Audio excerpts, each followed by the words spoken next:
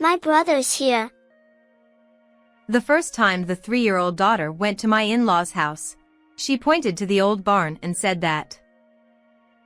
I was shocked by those words. No way. That can't be. Actually, my son, who was 2 years old at the time, went missing around the in-laws area 5 years ago. That was the place we searched extensively. But if my daughter says so, maybe there's no mistake. Because she has a mysterious power. With trembling hands, I opened the heavy door, and an unbelievable sight met my eyes. It was a moment when I was liberated from long suffering. It was 3 years ago when my daughter Emma was born. Since we have a daughter now, let's forget about Justin. My husband Louis told me that. But I think it's better for you that way. I bit my lip and stayed silent without arguing. Maybe it was his way of caring for me, but I couldn't forget about my son Justin. It was my negligence that led to my son's disappearance, and I had been blaming myself ever since Justin went missing. That day when the incident happened was a Sunday at the end of April 5 years ago. Today, go to my parents' house. Louis, who is usually gentle, said so forcefully at that time. Sure, but why all of a sudden? Is something going on? Looks like my parents are preparing for Children's Day and want to see Justin. They wanted to show their first grandchild the impressive fish decorations swimming in the sky and the ornaments displayed in the alcove. Or so they said. My in-laws' house was in the countryside, taking over 2 hours by changing trains and bullet trains. We both worked, with my husband working for a major company in the city and me doing translation work from home, so we couldn't visit home easily. I feel uneasy. But let's do our duty to my in-laws, who I should really consider as my own parents. There was another reason why we didn't visit my in-laws' house much. My mother-in-law always treated me harshly for being a daughter-in-law. But since my parents had already passed away, I convinced myself and left my husband, who had to work on his day off, and went to my in-laws' house with my son. As soon as we arrived, my in-laws welcomed Justin with joy, saying, "The heir has come." But as expected, my mother-in-law glared at me. Louis ended up with a worthless wife. Not only did you take away my son, but you won't let us see our grandson. I'm sorry. My job keeps me busy, and I can't find the time. You, a woman, acting so high and mighty with a job. I never liked you from the start. She kept throwing one cold word after another at me. Because of you, my son has changed. He doesn't even come back as the heir. But that's because Louis decided it himself. I don't want to hear such talk. It's all your fault. No matter what I said, my mother-in-law wouldn't accept me. My father-in-law, who stood beside her, was kind to me, but it seemed he couldn't oppose my mother-in-law and pretended not to hear. Maybe if my husband had been there, he would have defended me, but at that moment, I could only endure. Still, my son was delighted to see the big fish decorations and the impressive Children's Day decorations he couldn't see in the city. Furthermore, my in-laws owned a large, impressive sake brewery, and there were big trees in the spacious garden. Mom, here. Take it. Approaching me and holding out his hand was a flower petal. He gave me a present. Thank you, Justin. As I replied, Justin smiled satisfactorily. Then I was called by my father-in-law. Sorry, but could you help carry the luggage? He asked me to carry about 10 large cardboard boxes loaded on the truck into the barn. Come on, Big guy, let's go. I took my son's hand as he squatted under the tree looking at the flower petals and decided to leave him with my mother-in-law indoors. While I help your husband, please take care of Justin. Whatever. My mother-in-law didn't even look at me, pulled Justin toward her, hugged him, and smiled. Feeling relieved to see that, I returned to the garden to help my father-in-law again. After a while, when I finished carrying all the luggage inside, my son was not beside my mother-in-law. Hey, where's Justin? Huh? I don't know. He said he was going to mommy's. But he hasn't come. I frantically searched inside and around the house, but I couldn't find him anywhere. My son suddenly disappeared. How far could he go with his 2-year-old legs? Maybe he's in those mountains? Behind my in-laws' house, there was a dense mountain, and I thought he might have wandered in there. Justin, where are you? Answer me. Mommy's here to pick you up. I searched desperately, shouting until my throat was dry, but I couldn't hear my son's reply. My husband also rushed over upon hearing my call and comforted me, saying, "It's not your fault. It's useless to search anymore." On that day, my mother-in-law started saying such things. Please. Can't you ask the police to help and get the local people to cooperate? I desperately bowed my head to my mother-in-law, who refused to accept it. I won't allow that. Reporting to the police would be shameful. Besides, it's your fault for taking your eyes off him. I'm sorry. But right now, we need to find Justin. That's right, Mom. It's not the time to worry about appearances. I'll go ask. If Lewis says so. I guess there's no helping it. Reluctantly, my mother-in-law agreed as asked by my husband and contacted the local people. At that moment, I once again thought that Lewis was the only one on my side, and tears almost welled up. Thank you. I'll contact the police then. I think it's better not to. Why? We need to find him as soon as possible. In a maze-like countryside, the locals might know more. The police might prioritize finding the criminal over the search. Let's start by searching with the locals. I agreed to my husband's idea, as long as Justin was found quickly. However, despite the efforts of many people searching, my son was not found. We should still report to the police. You're right. I'll go now. An hour later, when my husband returned home, he said that they would expand the search area deep into the mountains and investigate the possibility that someone had taken him. I hope he's found soon. Please be safe. Despite searching everywhere, my son couldn't be found, and 3 days after he disappeared, I was taken home by Lewis. Even after that, I worried about Justin and visited my in-laws' house alone many times, starting a life of searching in the mountains and surrounding areas. Because of you, our grandson is gone. Don't ever come to our house again. But my mother-in-law disliked me, and I eventually couldn't get close to my husband's parents' house. In hindsight, maybe I should have quietly searched without telling anyone. Even in such a situation, Lewis always empathized with my feelings. I'm thinking of cutting ties with my parents, who always treat you coldly. One day, he suddenly told me that. Is that really okay? You don't need parents who make you suffer. And let's stop looking for Justin anymore. I'm worried about your health.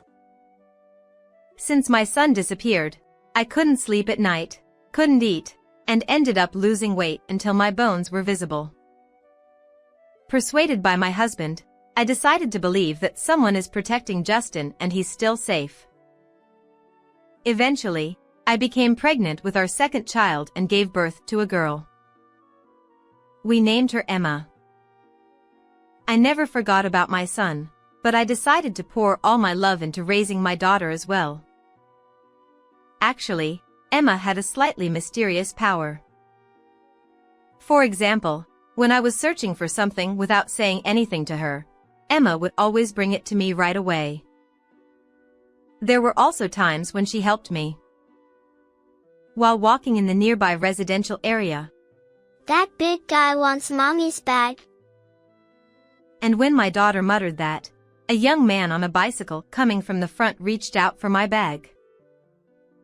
At that moment, when I changed the hand holding the bag, the man lost his balance and fell. The perpetrator was apprehended by the nearby people who witnessed the whole thing and safely handed over to the police. With such incidents happening, I thought Emma's power was real. However, even if I told my husband about this story, he only found it creepy and didn't believe it, so I stopped talking about it to him afterward.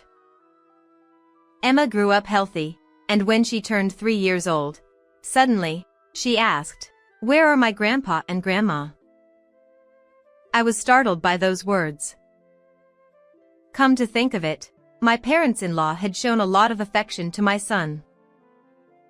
Although I was too preoccupied with grief to notice at the time, my husband's parents must have been sad when Justin disappeared. Just like me. It might be selfish not to let Emma meet them just because of my feelings. Thinking that way, I decided to consult with Lewis. I've cut ties with my terrible parents. There's no need to let our daughter meet them now. He vehemently opposed it with a grim expression. But I felt an indescribable discomfort with his attitude.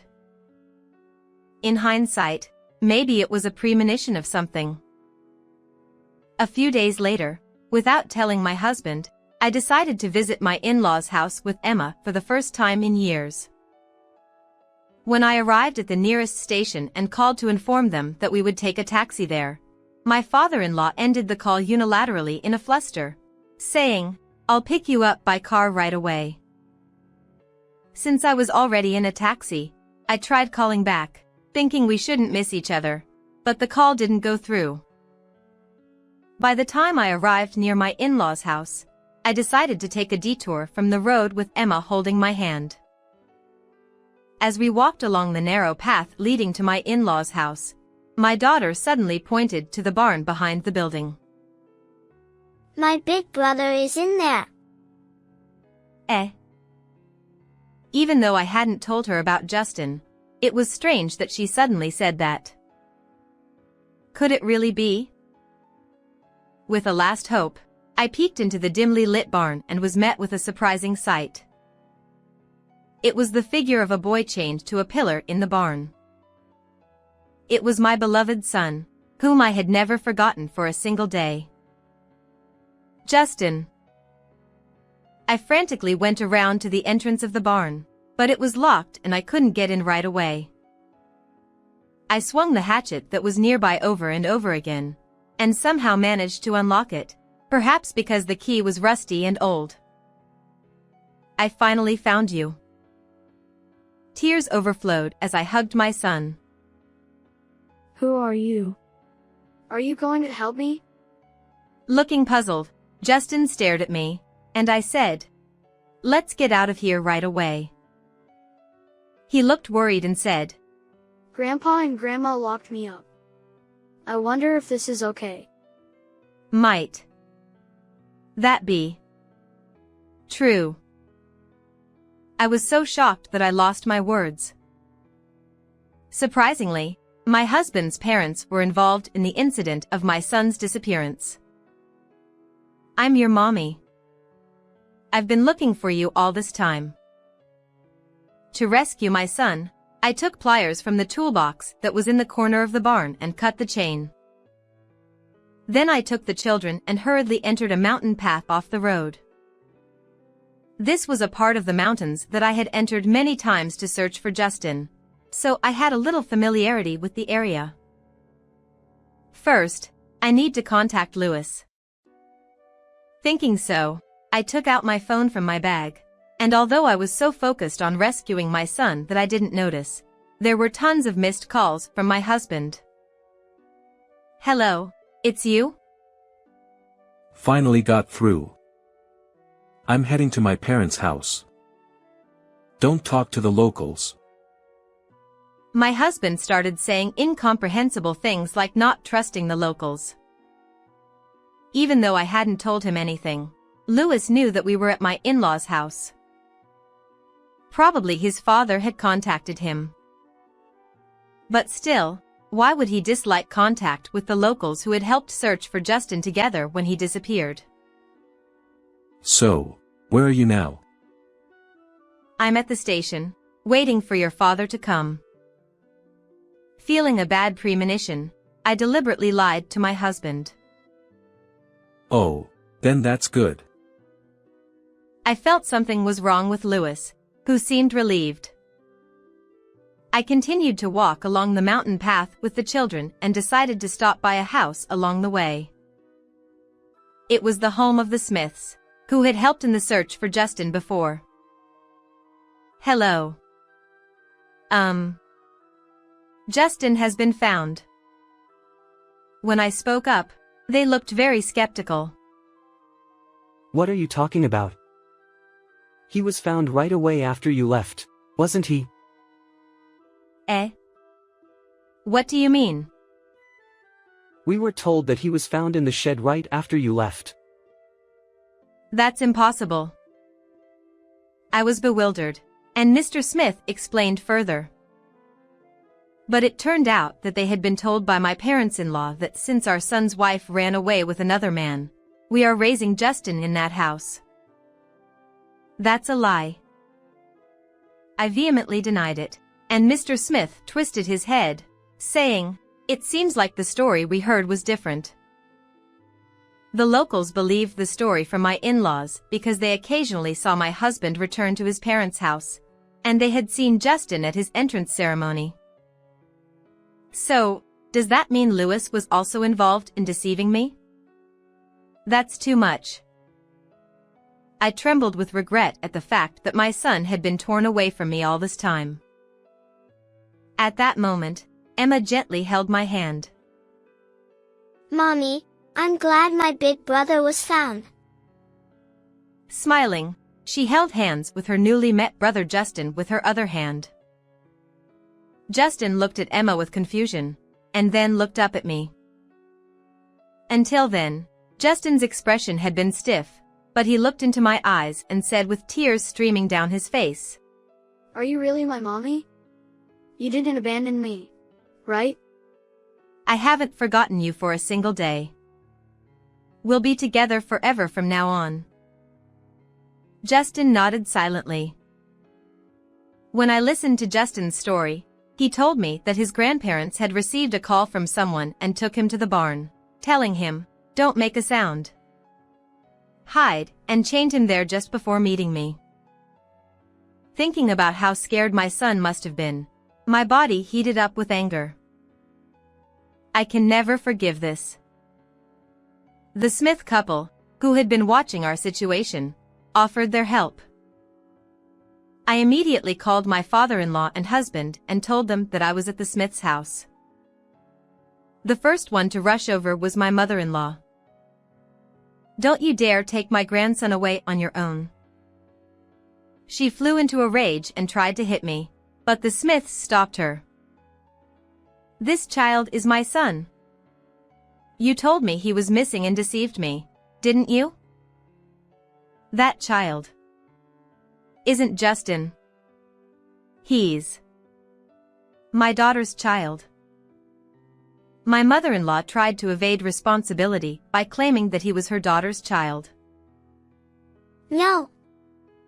He's my big brother. That's right. Your story doesn't match hers. This child is Lewis's, right? My mother-in-law mumbled and avoided eye contact. Then my father-in-law arrived and shouted, "We've disowned this wife. Don't take them away." And tried to take Justin back forcefully.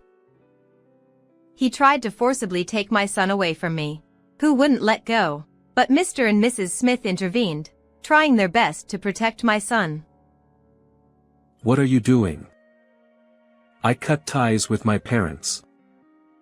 Let's go home. Then, Lewis came running with a changed expression and told me, "I won't be deceived anymore. You're the one who separated Justin from me." Stop saying weird things. I've always been on your side, haven't I? I glared sharply at my husband, trying to evade the issue. "I can't trust you. I've decided not to let go of this child." I don't know what you're talking about. Justin is gone. Give up. My husband continued to deny the existence of our own son, who was right in front of him. Upon hearing this, Justin, with a tense expression, asked, Am I not your child? I don't know anything about you. Nevertheless, Lewis continued to shower him with harsh words. "I won't forgive you. This time I'll go to the police and tell them everything." Even if you do that, it'll just be laughed off as a family dispute. My husband tried to escape somehow, but it didn't work out. There's evidence. Actually, I had detailed records of what happened when Justin disappeared, thinking it might be useful someday. I had recorded every little thing that happened afterward as well. So, I took a picture of my son chained in the barn with my phone and kept it. I don't know about that. It's all what the parents did. It has nothing to do with me. Lewis. What are you saying now? Didn't you say you'd hand Justin over as an heir in your place? Mom, stop it. Don't say anything more. As my mother-in-law argued with my husband and tried to act like she didn't know anything, they finally started to quarrel. Amidst their attempts to justify themselves, all the truths became clear. On the day my son disappeared, Lewis and his parents had conspired together, telling my son, "Let's go play," and took him to the car parked a little away. Then they temporarily left him at his aunt's house in a distant town, and when things cooled down, they brought him back to their house, and his grandparents took care of him. No matter where I searched, I couldn't find him. So, you disowned your parents and made sure they didn't come near here. That's right. But still, you brought Emma here without my permission. If you hadn't done that, none of this would have been exposed. This incident was prompted by my husband, who was being blamed by his parents for not having an heir and wanted to continue living in the city. So he plotted to hand over our son as his substitute. That's despicable. You only think about yourself. But what else could I do? I hate the countryside. I had no choice but to give up Justin. Even if I told you, you would have opposed it, right? Of course. There's no way I could let go of my own child. At that time, Lewis defending me was also an act by my mother-in-law and husband to prevent me from reporting them. They only told the locals to search for the child, and my husband never went to the police. I was completely deceived. I'm sorry. So let's not go to the police. Justin is fine, as you can see. That's right. I raised him with love. Isn't that enough? Besides, we're not family. Even my father-in-law bowed his head and begged, but I firmly refused them, rejecting their pleas. At that moment, the sirens of the patrol car, which the Smiths had reported, approached. The arriving police officers were shown a photo of my son chained, and my in-laws and husband were taken away. Afterward, my husband and in-laws were interrogated and arrested. I divorced Louis and decided to claim $30,000 in compensation and $300,000 in child support for both children. Furthermore, I demanded $20,000 in compensation from my in-laws. Afraid of the heavy charges, my in-laws relinquished their land and property and agreed to pay in a lump sum. Since my husband was found guilty, he was fired from his company and now works multiple jobs to make payments. By the way, my in-laws put their house up for sale, but it ended up unsold, and they still live in the same place. However, they are seen with disdain by the locals and live in isolation. It's only natural since they deceived everyone, isn't it? I now live peacefully with my 2 children, away from my husband's knowledge. Justin has more smiles now and gets along well with his sister Emma, and I am very happy now. How was this story for you? Please subscribe to the channel as well. Well then, see you again in the next video.